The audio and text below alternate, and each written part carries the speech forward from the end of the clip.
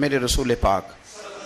صلی اللہ علیہ وسلم نے فرمایا جو اللہ کا ذکر کرے اور جو اللہ کا ذکر نہ کرے،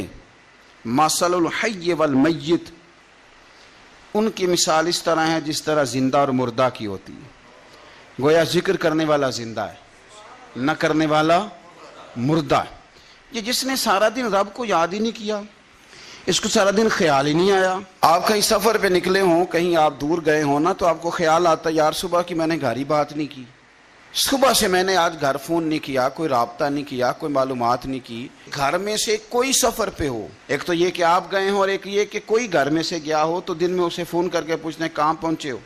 جس کام گئے تھے اس کا کیا بنا، خیال آتا ہے۔ اور اگر آپ نے کسی کو بھیجا ہو اور پیچھے سے فون نہ کریں تو وہ بھی کہہ دیتا ہے یار تو نے سارا دن حال ہی نہیں پوچھا۔ یعنی بندوں کے ساتھ بندوں کا رشتہ ہو تو دن میں یاد نہ کریں تو شکوہ آتا ہے، تو مجھے بتاؤ سارا دن ہی گزر جائے ایک تسبیح بھی نہ پڑھی جائے، یعنی سارا دن بیت جائے اور انسان ایک تسبیح سبحان اللہ کی نہ پڑھ سکے، باقی اسے ساری کہانیاں آتی ہوں، باقی اسے سارا پتا ہو، لیکن سارا دن بیت گیا، 24 گھنٹے گزر گئے اور اس کو اتنی توفیق نہیں ہوئی کہ 100 دفعہ مدینے والے رسول پہ درود و سلام ہی پڑھ لیتا، سارا دن ہی گزر گیا، اس نے سوچا ہی نہیں۔ تو ہم نے یہ کیا ہے کہ ہمارا جو خاص ذکر کرنے کا مزاج اور ماحول اور شوق ہونا چاہیے تھا، وہ شوق ہمارا برقرار نہیں رہا، وہ ذوق نہیں ہمارا رہا۔ یعنی فارغ بیٹھے لوگ ہیں، بڑی دیر فارغ بیٹھے ہیں، کہتے ہیں جی میں صبح سے فارغ ہوں، بور ہو رہا تھا، کوئی اسپارہ ہی پڑھ لینا تھا، کچھ تھوڑا سا نا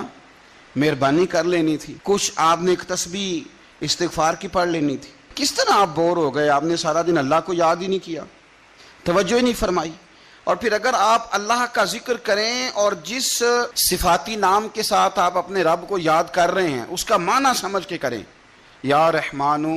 یا اللہ، یا رحمان یا رحمان یا رحمان، جب آپ کہیں گے تو پھر عرش کا مالک بڑی رحمت نازل فرمائے گا۔ جب آپ کہیں گے یا کریم یا کریم یا کریم، تو پھر وہ کرم کے دروازے کھول دیتا ہے۔ آپ کا ایک خاص رنگ ہو۔ میرے نبی پاک صلی اللہ تعالی علیہ وسلم نے ارشاد فرمایا کہ تم نہ دنیا میں رہ کے مجھ پہ درود و سلام پڑھو، فرمایا قیامت میں جب تمہارا دشوار گزار گھاٹیوں سے گزر ہوگا نا، یہاں تم بیٹھو گے سوگ کے ساتھ درود پڑھو گے، لیکن فرمایا قیامت والے دن جب تمہیں دشوار گزار اور سخت راستوں سے گزرنا پڑے گا نا، تو دنیا میں سکھ کے ساتھ پڑا ہوا درود و سلام وہاں تمہارے لیے نور بن جائے گا، اور تمہیں رستہ دکھائے گا تمہارا درود و سلام، تمہیں ذوق دلائے گا۔